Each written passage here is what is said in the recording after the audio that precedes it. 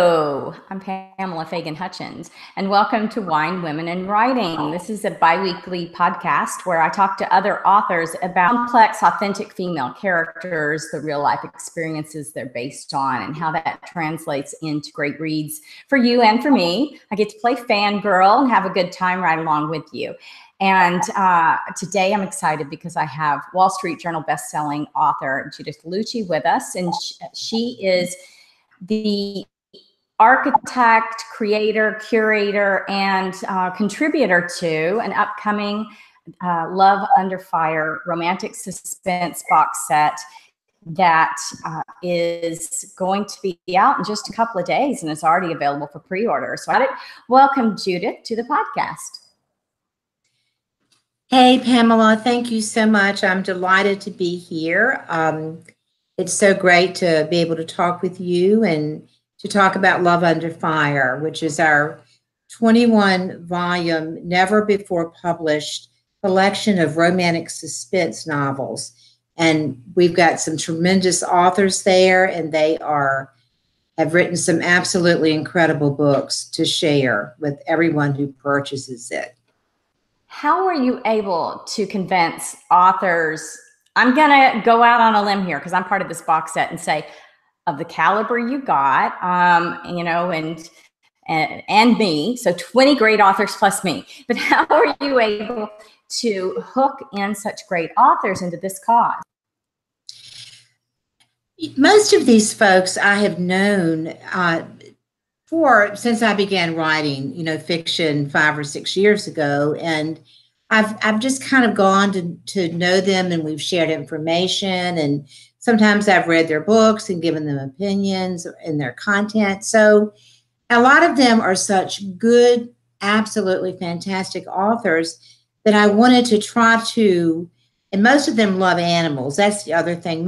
Every author that I know has an animal, a cat or a dog or, a snail or whatever that kind of lays at their feet while they're writing. So they love pets, they love animals. And so I thought, well, maybe we could raise some money for an organization. So I kind of hooked them in with that. I hooked them in with the possibility that, they would meet other great authors that they would really like and that they could network with and that they could learn to share information sharing with. And they were all pretty anxious. Because I think all of us want to do stuff for a good cause. And there's a lot of... Yeah, it is. It's exciting when you think about that. Well, by the way, I have a Boston Terrier at my feet right now that may snore, a little blind little buddy of mine. And or that's the beauty of podcasts. But so often when we're writing, not only is it a really solitary pursuit, it's in their pajamas talking to their imaginary friends, but in addition, we're doing it to try to cover our costs, make money, dump our day job, as well as follow our passion. So when you get offered this chance to do something that, because of your association with other really awesome authors, and they're going to be a big success, and that success is going to benefit a cause that means so much to you, you just don't get a chance like that all the time. Bigger than yourself. It's very cool. Right. Yeah. And when you approached me about it, you and I never actually met in person, although our paths have crossed and we missed year. I was at Killer in Asheville, and I think you were too, but somehow I didn't meet you. There were a lot of people. Well, I went to one of your sessions, and I remember you. So when I saw your name, I thought, golly day, I wonder if she might like to be a part of this collection. So that it's great to have you aboard. It really is. It's been a while. Well, I bet.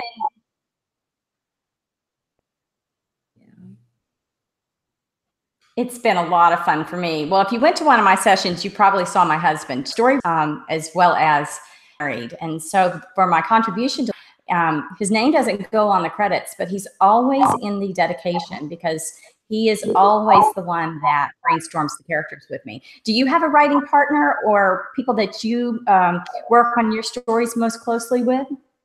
Yes. My friend Eric is, he's a writer as well. And, sometimes, I'll say, what do you think I should do about this? Or, how can I dig this tunnel? How many feet can 3 men dig a tunnel, every day underground? And so he really helps me with that. Plus we're sort of polar opposites. He's very methodical, organized. I'm like really not. So it's kind of like blending, two minds together. But he writes children's books, and they're really quite good. They have really great moral underpinnings, and so he's not really my writing partner, but he's someone that I can bounce ideas off of. And then I have great other friends that do the same thing with me. So yeah, need those outside voices. We sure do. And yeah, it tends to be that our books become the product of these introvert clubs in a way, because we get together with other authors, but we have to have somebody that's passionately connected to our story, whether it's an editor that we really count on, or a brainstorming partner. I think for me, one of the things I've loved most about your creation of Love Under Fire and putting together these authors is that it's really expanded my introvert club. All of a sudden I have 21 of some of the best authors that I know, and I'm talking to them every single day, sometimes 10 times a day, every single day, about our cause, about what we're doing to raise money for getting pets with veterans, and how we're going to make this box set really make that contribution for them meaningful. And it's been really fun. I don't have to get out of my pajamas, but I get to get to interact with these people that I hope to meet someday. What made you choose Pets for Vets as the cause for Love Under Fire? I'm a pet person. I mean, oftentimes I find that I like animals better than people sometimes. You probably understand what I mean about that, because they don't talk back to you and they always love you and stuff like that. But I had already raised money for one of my sets raised money for the hurricane victims. This was last Christmas in Texas, and then down in Florida when this hurricane season was so bad. And then Summer Snoops, which is a cozy collection, released this summer, and we raised lots of money for non-kill shelters. So for me, when I think about charities and who can I help, I think about how many people can I help at one time? What can I do? So Pets for Vets seemed like a logical progression for me, because we were helping the men and the women that protect us, every day. And we were making lives better for pets to keep them from being euthanized, which is something I absolutely abhor, for animals. And I could meet some new authors because I write thrillers, and romance is not something that, I ever knew that I could write. So for me, I got to meet a whole bunch of romance authors, and we've all expanded our readership. I mean, that's going to be a huge reward for all of us. And when you think about the cross promoting and the fact that you're out there, it makes a difference. But basically, I feel like that we're killing 3 birds with one wonderful book here. We're helping pets and vets and each other, so that's great. I have this vivid memory of when you and I first corresponded on Facebook. We were, I think at that time, looking to network with other authors, and so it was a connection that was made unrelated to Love Under Fire. But you started telling me about it and said, do you write romantic suspense? And of course, the answer to that was never have. And then I started thinking, but I could. It's not much of a leap and it'd be really fun. But the reason that I wanted to make that jump is because it's a Marine veteran with multiple, active war zone engagements overseas. And a Cobra pilot, by the way, he's real badass. And now he's a colonel, so he doesn't get to do anything badass anymore. He drives a desk instead. But he was once upon a time real badass, and multiple other family members that are in the military. And it really hits me right in the heart how difficult it is for them when they're coming back, and how big of a difference animals can make in getting them out and socializing them and getting them over their terrors and back into being able to interact with other people, as well as addressing their physical needs. And so Pets for Vets was just bang, ring my bell. And I'm really pleased to say, I think it's doing that for other people that are content too, and knowing that we're trying to raise as much money as we can to give to this organization. So I think it's pretty dang awesome. Not to mention all the 6.5 pets surrendered to shelters every year, of which 1.5 million don't make it. And so if we can help chip into that number for the ones that don't make it and put them with vets that need them, it just really warms my heart. It's a win-win all the way around. You know, a great book and great authors and super networking and helping others, which is, it's so wonderful to work with such a group of selfless authors who are willing to give back, you know, the monies that they're getting from this book, you know, to help others. So I'm very proud to work with them. Not kind of proud, very proud. For sure. How did you, well, tell me first about your contribution to the book, the title, a little bit about the plot and the characters. Okay, I'm going to show you this cover. I hope people can see that. This is, my book is called Run for Your Life up here. It's my 6th medical thriller. And this is the cover for Love Under Fire. So you can recognize that, folks. My is my 6th medical thriller. It's my series is the Alexandra Destephano series, and Alex is a nurse first of all, and then she goes to law school at UVA, and she moves to New Orleans to run a hospital. So the series are her adventures, and of course, my series is peppered with my own experiences in clinical nursing, which spanned a very long period of time.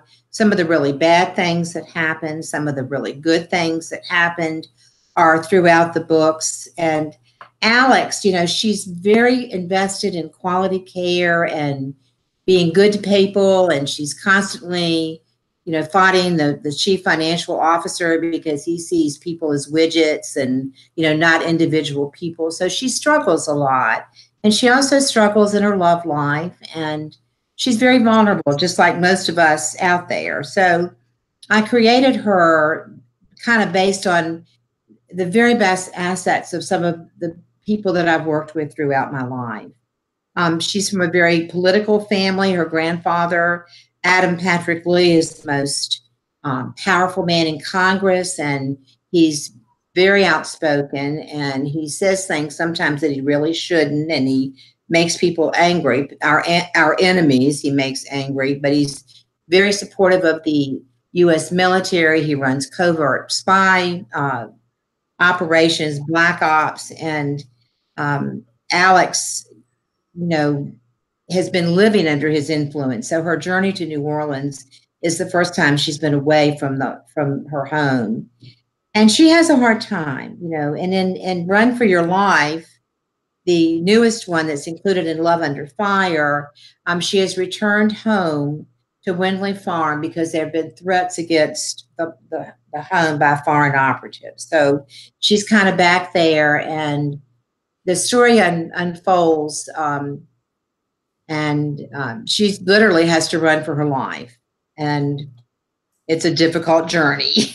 So, well, as the wine, women, and writing person, you know, I love hearing about such an authentic character with real issues facing her that readers can relate to. I think that that's one of the cornerstones of good fiction, is that we have a character with the same kinds of issues and problems that we have, and we can dive right into her lives. And it sounds like you've nailed that. I'm excited to read that one. The box set contains, as you said earlier, 21 authors. Tell us a little bit about a few of these authors. And I'm putting you on the spot because I know you don't have a list in front of you, but just to give listeners a taste of who some of these people are, besides you and me. Well, right. Oh God, there's so many incredible authors. Stephanie Tullis writes Christian romance and is one of the main people in the Chandler County series. Anna Celeste Burke. Celeste Burke writes cozies, and she's an excellent author. And she started writing romantic suspense, and her books are great. People love them. We have Stephanie Queen, who has been writing romance forever. I have seen her name so many times around. Suzanne Zanis Jenkins, who has the Pam of Babylon series. She's fantastic. Tamara Ferguson. Tamara writes military romance. And so this was just a perfect fit for her. And they've all worked so hard. We've got Fiona Quinn, who writes romantic suspense, and she's got a couple of series out there that have a little paranormal twist. Sarah Mallory is more literary fiction. Jinx Swartz, she writes about life on a boat, which is pretty good. So I can't wait to read what she's got. Erin is a wonderful romance author. So is Uvi. Christine Patchell writes thrillers. She's really, gosh, her books are kind of scary. I can't wait to see what she comes up with. We have Alyssa Richards, who writes romance, and she's very talented. Catherine Knight and Cassie, they're just it's just going to be a very incredible group of authors that have come together to help other people. So it's a limited box set. It's only going to be available for 99 cents just for about another week. Only available on Kindle because it's huge. I mean, it's like, I think 6,000 pages. So we certainly can't put that in a volume. It would be bigger than. Oh, I know. It would be a whole library. And it's amazing how much a reader gets from this. We talk about the win-win of Pets and Vets and how great it was for us as authors, but it's also a huge win for readers. Even at full price, once the price goes up, you could not get these books individually for near the low price you're getting them for. Once this box set expires, in fact, and these books revert to all the authors that are contributing them, it's going to be, if you tried to duplicate this, you'd be spending $25-$50 to get these books. And readers pre-order can get them for 99 cents. Just $1.99 for all of them, because that's how much we care about Pets for Vets. So I'm thinking through the list, as you said, those. Margaret Daly's been awesome. Inglis, I can't even say her name right. I see it all the time. Liesl Ingo, she's fantastic. Yeah. And I just can't thank you enough for the opportunity to be part of something that's bigger than sitting around in my pajamas writing by myself. It's really been wonderful. So I thank you, listeners, for being here today, as I got to fangirl with Judith a little bit and share with you some of the secrets behind the box set Love Under Fire. I hope that you'll join me in the next few episodes, or pick up some of the old ones off of YouTube or iTunes or SoundCloud or wherever it is that you listen. This has been a solely owned and copyrighted production of Authors on the Air Global Radio Network. My producer is Pam Stack, who rocks. And again, I just pinch myself because this is what I get to do for fun. I hope that it's been fun for you guys too. And Judith, thank you so much for being on today. And I wish you not only with the box set, but winning releases. Thank